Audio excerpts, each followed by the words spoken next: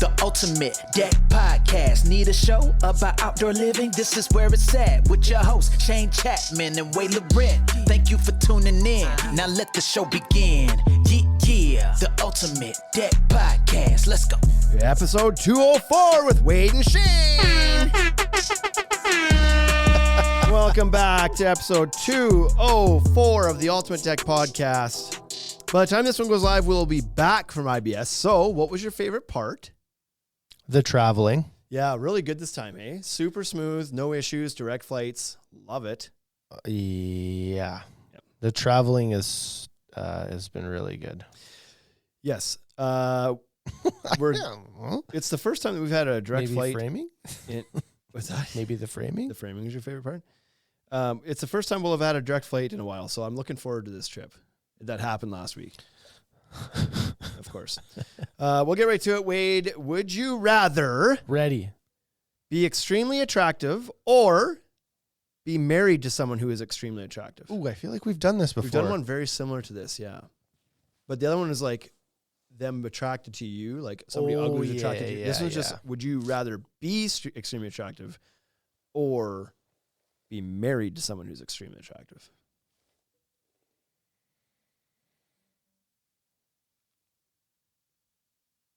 I pick extremely attractive. For you? Yeah. Really? Eh? Yeah. Okay. Because everybody wants what they don't have.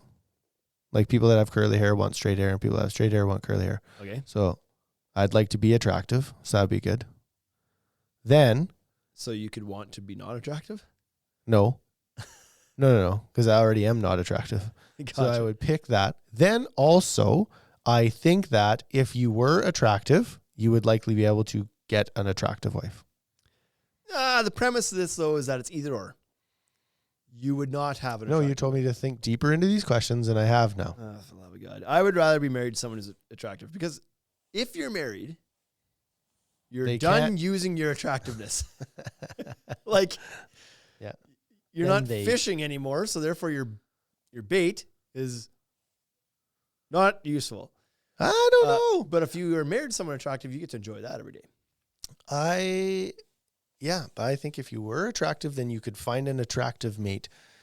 And then there's all kinds of different studies that show life is so much easier if you are attractive. It's like you're able to get on that's true. Flights that are crowded. All of a sudden, they'll pick you out of the crowd and be like, hey, super attractive person, come here. This is true. Typically get better marks in exams. Yeah, you typically get paid better. So anyways, fair enough. Maybe there's a whole bunch of stuff to it. 63% of people said that they would rather be extremely attractive than marry someone. That's the first time I've actually hit the norm on that. So. You did, yeah. Well done.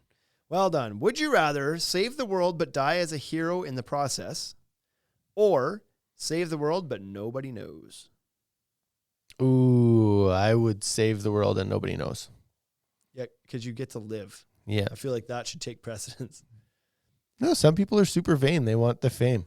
Some people would absolutely want to go out as hero. Yeah. Like, I'm done with this world anyway. Like, in today's world, there's probably more of those than there maybe used to be. For sure. It's like, how many followers would it get me if I died? Yeah. Yeah. Does it matter? So save the world, but nobody knows. Let's go with that one. And 61%. See, freaking 39% of people would rather die to be famous. Yeah. I just can't. I can't. Silly buggers. Fame never gets me. Would you rather spend $100 on clothes or spend $100 on food? Food. Yep. That's like, I don't even have to think about that. No piece of clothing has ever made me as happy as like a big smash burger steak or a giant pizza or something. So food, and 57% of people say food. Yeah. Well, you did well on that one, son. I won them all. You did. So today's topic, God, this thing is like, our systems are acting up. That's like a common theme with us. It's almost like, for our American friends who believe that we all live in igloos up here in Canada and don't have internet, we're having a hard time convincing them otherwise. We have so many internet troubles in this office. We need to move it out of this office, maybe. Yeah, or put the booster in here. Something needs to happen, because I feel like this is not working properly here again. But regardless, it'll still make its way onto the podcast. We're talking about today the top 10 most interesting statistics about outdoor living. So this is kind of a curious little topic. We've never done just a statistical curiosity kind of thing before, so this will be interesting. Number 1, Wade, according to the National Association of Home Builders, decks and patios are among the most popular outdoor living features requested by homeowners, which makes perfect sense to me. If you don't, like, in your backyard, that's what I would choose. Okay. Before a fence or like, yeah, I think, would you rather have a deck in your backyard and no fence, or fence and no deck? Fence. Yeah, hey? I would do the fence first. Like You didn't. They must be You assuming. built your deck first. I did do my deck first. Yeah, I did. But that's because I was waiting for neighbors on the fence side of things. I didn't have neighbors yet. So I didn't want to pick a ditch and pay for it all. I was like waiting for somebody to split that cost with me. So this makes sense. Decks and patios are what make a backyard livable and fun. So Better. Makes sense to me. Number 2, in a survey conducted by the National Association of Home Builders, 63% of homeowners said they have a deck or patio. Okay. That makes sense. I believe that's for sure regional, because I would think that here it'd be a lot higher than that. But I also know that we've been through some states down driving, maybe not we together, but I've seen like there's areas that like they're just not common. Yeah. The decks are built on slabs, so they don't have a walkout. It's just you walk out to the backyard. So they may have a small little step or landing, but they don't really have a deck or patio necessarily. I would say here, the average house, like it's like probably 95%. Yeah, I was going to say 80, but Yeah. sure. Like find a house that doesn't. Yeah. So it's pretty common. Anything here, that the builders put up. yeah. For some reason, I don't understand that either. I don't know why builders don't put decks on houses. I don't know, but they eventually get them. They just don't build them. Yeah. They put the ledger. It's so common here that the houses get built with ledger boards on them, ready for a deck, Yeah. even if they're not built. Here's your 14-foot ledger. Because there's no debate. That's are we doing a deck or not? It's just people do decks. That's like the hot dog people don't talk to the bun people. You know? Say what? Yeah, I know. I didn't show my work. Here, I'll show it. So all of these home builders put 14-foot ledgers on their house. Yeah. Because that's the cheapest board, right? Like a 14-footer cost per foot is less than a 12-footer or 16-foot. Sure. But they don't know that composite decking comes 12 feet and 16 feet long, right? Yeah, they don't care. So it's wrong. It's not. It's like the hot dog people don't talk to the bun people. You get 12 buns and 8 hot dogs. Oh, I see what you're saying. It's like you're in this infinite cycle. Yeah. You got to buy 2 packs of buns and 3 packs of dogs before this thing starts to make sense. So do you think they don't talk? You said you get caught in a cycle and you have to buy more. Yeah, maybe. Sounds like a perfect strategy. Yeah. Sounds like they talked a lot. Maybe they talk too much. Yeah, I would think it's more maybe that. Number 3, 72% of homeowners who have a deck or patio use it for dining and entertaining. Yeah, 72%. That's good. That's Dining what and it should be. entertaining. What else would you use it for? You know what though? I'm surprised that Shooting my bow. when we do designs, sometimes people don't request to have an eating area. They're just like, I want a lounge area with a fireplace and whatever, and they don't have no intention of eating outside. Like they don't need a table. You know what? Like here, I think that, like, I don't think I would eat outside on the deck very often. It's always windy. Yeah. So your stuff is blowing around. Flies. There's bugs. Yeah. Right? And so it's like It's dust, rarely an enjoyable experience. dust, dirt, and bugs. It's just like, no thanks. Yeah. And then you ate outside one time on a cruise ship and there was pigeons. Like that's a real life Yeah. thing. The Seagulls, I guess. the idea pigeons. of it is fantastic. The idea of like going outside and having lunch outside and doing a So- barbecue is awesome. If I lived in the mountains, I would, because the bugs are way less, the wind is way less, right? Like Yep. you get in that Canmore Banff area, I'd You'd eat be outside all about it. all the time. Okay. And I'd have to, because my house would be so expensive, I wouldn't afford the square footage there, so I'd You have just to put it wouldn't have a outside. house. You just live in a tent in the woods. Put boards down and eat on them. Number 4, according to the American Society of Landscape Architects, fire pits and fireplaces are among the most requested outdoor living features. That happens here too. People often talk about putting a fire pit or a fire table. Yeah, on I their think deck. the invention or the invention, sure, of natural gas or propane fire pits has like changed that a lot, because there's so many rules around open burning fire pits. You couldn't really do that on a deck very easily. But being able to That's fire up like pretty propane dangerous. yeah, that's what I mean. It's like you're not allowed to or shouldn't. Yeah. But with natural gas or propane, it allows you to put a safe and usually like very styled, like it can become Like it looks part good. of the aesthetic of your deck to have a nice, like whatever. It's not concrete just fire some table or iron something. ring Right. that flames don't come out of. Yeah. Right? It replaces a coffee table in a way. It becomes a centerpiece around or in the middle of a seating area as opposed to just a coffee table or something. Yeah. So that makes sense to me. And there's nothing better than sitting around a fire. The ambiance of sitting around a flame is, for whatever reason, like we're moths. Moth to a Flame. Metallica. All Got of it. us. What's the next one? Yeah. I don't like the smell of fire though. That's not true. I like the smell of fire. I don't like the smell of fire the next day. Right. Like on you. But The if you're smell of doing smoke. just like a gas fire place, something like that, Fine. you don't want it smelling like smoke. Yeah. Sorry, you talked about fires and I built a fire yesterday and then Yeah. today my clothes smelled and my So I like the smell of them as long as it's not on me. Right. Yeah, yeah. Like if you're camping and you can smell somebody has a fire going, it's like, Oh, it yeah, doesn't that's smell good. bad. That's like But bacon. Then when you Really go to smell put your bacon. clothes on the next day or you go to wash them and they stink like smoke, that's not good. Yeah. Or even your hair. It's like when you have breakfast, it's great. And then you go grocery shopping and you come back and your house still smells like bacon. You're like, Yeah. knock all the windows out, tear the place down. So last night, This is awful. I was getting ready to go to dodgeball. I got home at like 5 after 6. Dodgeball at 6:30. Was trying for a quick turnaround here. My wife was making whatever she was making for supper. I was gonna miss it, but she was making something, and all of a sudden I came upstairs and it just smelled unreal. It was like boom, the garlic went in, and like cooking So good. garlic. It's just like it's so good. Yeah. But I was like, God damn it, I'm gonna stink like garlic now, and I haven't even had any. I didn't get to enjoy it, but yeah, I'm Mhm. gonna smell like it. Mm-hmm. Number 5, a study by the Hearth, Patio, and Barbecue Association found that more than half of homeowners who have an outdoor living space use it for cooking and grilling. Yeah. I would have guessed that would be higher than that. Well, to be fair, it just said more than half. It could be 51 or 99. Yeah. It didn't get real specific there, but yeah, I would say obviously, I would think that most Certainly around here. decks have a barbecue on them here, Yeah. at least, right? Mhm. A lot of them are now getting smokers on them or big grills. That's something that you could talk about as a different word. So you talk about composite. barbecues and grills. Yeah. Yeah.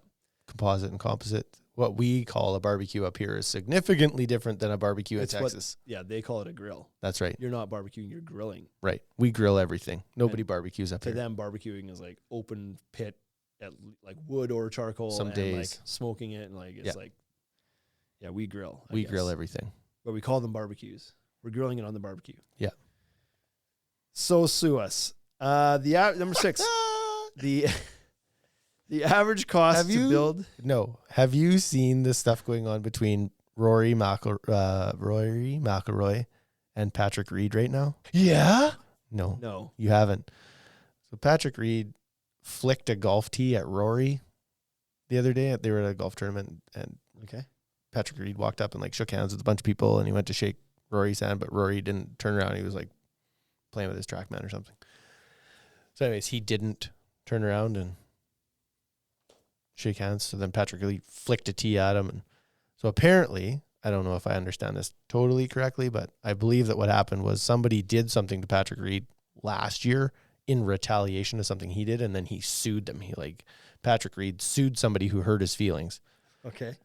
And so now everybody's like, well, what are you doing? Like, he flicked a tee at you. And Rory's like, yeah, I couldn't do anything about it because he'd probably just sue me after that anyways. And so these guys are like, anyways, there's a little like high school drama going on the PGA Tour right now. Anyways, Golf, soccer you're style like, drama. so sue me. And that triggered that.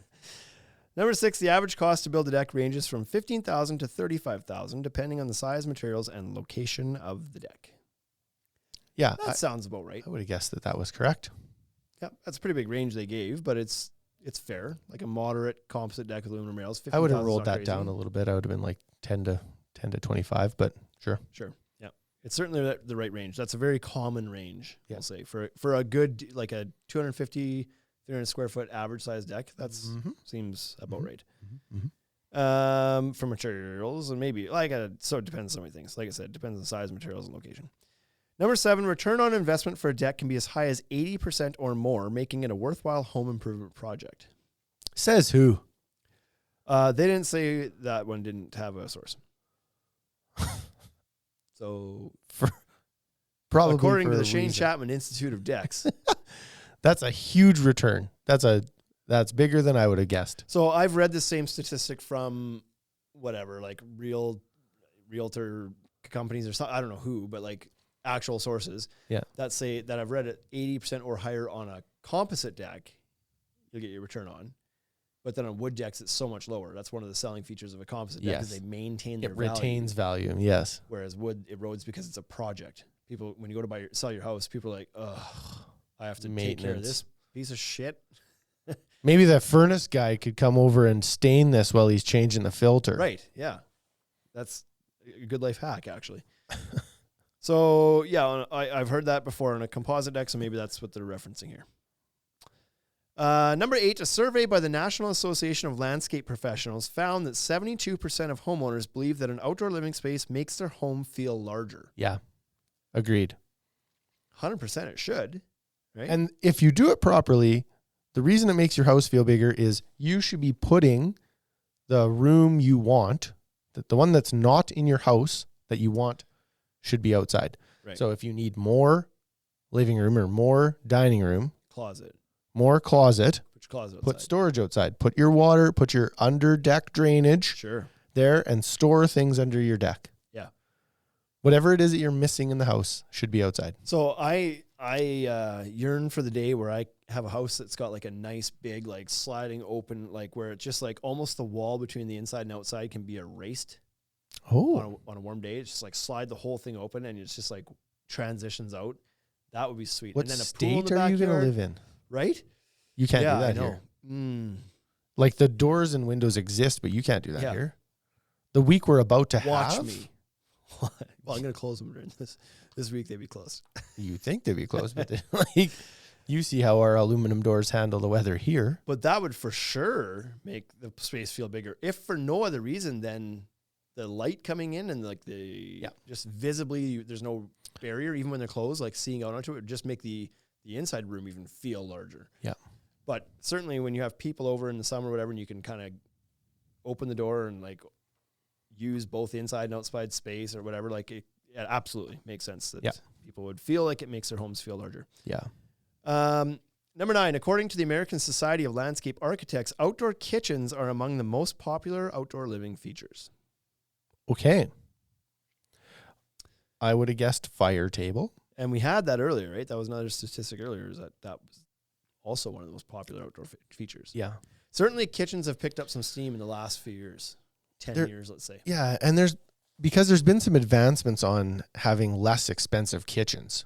Yeah. That like, or like the Wolf kitchens are basically kind of knocked down or box system. They're a modular kitchen, which you can just like order boxes and screw them together. Sure. That like when you start to make things a little bit easier, then of course it's going to take off. Yeah. So I'd love a kitchen. I'd like to do a deck really that would like be one. Like it's one thing to have a grill on your deck. See what I did there? Yeah. I've got the grill and the smoker, but it's not a kitchen. No. Like, to have actual counter space out there and storage and a sink. I would have a sink if I could like do it all. Do all your prep and all your shit out there. Because right now, like it's still for me, the prep all happens inside the house. Then you throw shit on a cutting board or a plate, you haul it out to the barbecue, cook it, and then you haul it back in. If I could just take everything outside and just like do everything outside, especially if you're entertaining outside. Yeah, everybody comes over in the kitchen, and then it's like, come on over, let's just go right to the back, and then you've got your whole wall removed, like you've accordioned it up. Yep. And everybody walks right through. Yep. And then you're in the back, and they're like in the pool, and they're by the fire pit, and grilling up a storm. You got your fridge there. Fridge out there. Your drinks. Gotta have the fridge. That'd be good. No wonder they're one of the most popular outdoor features. Can be pricey though. Not can be. They are pricey though. You know what though? We've looked at some kitchen products that are much more reasonable in price, where it kind of brings them into like the average person's budget again. Yeah. So those aren't really cabinets, so they're kind of like shelves. No, right? like they're open, yeah, but they that's do have okay. the sink functionality and whatever else. So it's like shelves is fine. Like you're not gonna put the fridge in it. You can put your own. I don't know. could Does put a a fridge fridge do in okay outside? Yes. Could you just do like a regular like bar fridge outside in the elements? 100% you okay? can. Yeah. Just like put a back on it. Like I would sheet in the back so it didn't get filled up with snow and stuff in the wintertime. But then unplug it and leave the door open. And it can drop in temperature. That's fine. There's no liquid in it. Yeah. I don't know. I didn't know if like the finish on the outside would like cake off in the sun. I believe the sun would hurt it the most, but Yeah. if you could cover it, Sure. Well, there you go. Kitchen's on a budget. next. Number 10, a study by the National Association of Home Builders found that outdoor living spaces are among the top features that homeowners want in their homes. Yeah. And especially over the last few years where it was like there was some restrictions on what you could and couldn't do and where you couldn't go. Yeah. And increasing the idea of like 100%. making your own space better. And I've also talked to some people recently who have had cabins, other location, sold their cabins and have like just done a better backyard, pool, grill, like a kitchen area, all that stuff. Because instead of using the cabin 8 weekends out of the year and really you're up there and then you work. That's what you do. Yeah. You cut the grass and then you clean all the spider webs and you wash everything and then like you work. Yeah, I've never owned a cabin, but when I heard of people starting to do this trend, your first thought is like, oh, really? Why? And then when they explain it to you, it makes perfect sense. I get to use the pool every day. The cabin I go out to maybe every weekend, but probably every other weekend throughout the summer. And I go there and I have to spend the one whole day mowing the lawn and taking care of the place and cleaning it up and then enjoy it for a little bit. And then I drive back and it's an hour and a half away. So like, how much fun am I really having out there? If I put this money into my backyard, I get to enjoy this every day I want. It's like you come home from work at 5 o'clock and you run and you take your kids to ball and then you come back and then you're like, say you're home by 7 o'clock. It's like, okay, well now you can just go in the pool for an hour. Yeah. You can't even get to the cabin. You're not increasing your maintenance. You already had to mow your backyard and take care of your backyard. Yep. So you don't have this second property you got to maintain and take care of. Or second set of appliances or second set of furniture or second set of cutlery and dishes. And just easier to entertain. It's harder to like get a group of people and be like, come out to the cabin. It's an hour and a half away. That's a commitment for everybody to do. But having all those amenities in your backyard means you could just do that anytime. And it's not a commitment. It's easy for people to slide over and stay and then Uber home if they need to and whatever else. Like maybe that's a good reason to have a cabin actually. It makes a lot people of sense. be in your pool all the time. Right. You'd never have your own space. But for me, with like 4 boys at home, I would love to have a sweet ass backyard with a pool and a big deck and a kitchen outside and all that stuff that we could enjoy every weekend. Yeah. Versus like having to pack everybody up and haul them out to the cabin, and sure you get to go out in the lake, but all that really happens is while you're trying to take care of the place and mowing the lawn, they're just like, can we go on the lake? Can we go on the boat? Can we go? And you're like, I gotta finish doing this. And so then I can see how that would happen. Turns out I just Dad. Turns out before you even got there, you'd be done with it. Yeah. Like the drive alone. Get out. Yeah. What? You're going to walk to the cabin so that by the time you get there, all my stuff's done and then we can go in the water. Yeah. So that makes perfect sense to me why people would want to do that nowadays. So that's interesting. I think that was a good one just to kind of go through and like, not a lot of surprises. Like fire tables are hot. Yeah, sure. Of course they are. Yes. People want to grill outside. Yeah. That's usually what they do with it. But some interesting statistics nonetheless. The old thanks, Captain Obvious. One of those, hey? Right. Well done. Yes, sir. Okay. Well, that's it for episode 204. We'll see you again next week for, you guessed it, 205. Woo!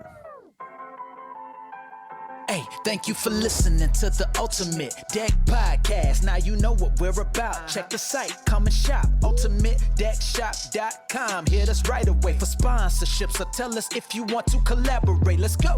Check us out on any social networks. Thank you for listening.